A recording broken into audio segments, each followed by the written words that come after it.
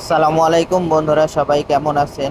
গাড়ি রানিংয়ে কেন বন্ধ হয়ে যায়? অনেকগুলো সমস্যার মধ্যে বিশেষ একটি সমস্যা আজকে আপনাদেরকে সমাধান দেব। ইনশাল্লাহ আপনারাও এই কাজগুলো করবেন, ইনশাল্লাহ ঠিক হয়ে যাবে।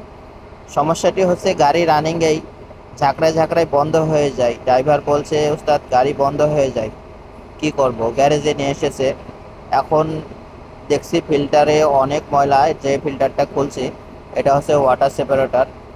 এই ওয়াটার সেপারেটর ময়লাতে জ্যাম হয়ে গেছে। এই ফিল্টারটি খুলবেন এবং পাশে যে মেন ফিল্টার আছে সেই ফিল্টারটাও খুলবেন, খুলে চেঞ্জ করে দিবেন।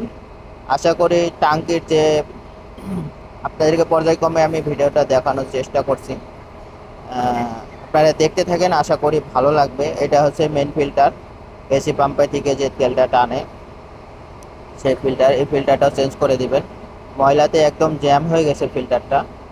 আশা করি ভিডিওটি ভালো লাগবে, ফুল দেখবেন। এটা হচ্ছে ট্যাঙ্কের পাইলট ফিল্টার। এই ফিল্টারটাও চেক করবেন কি অবস্থা।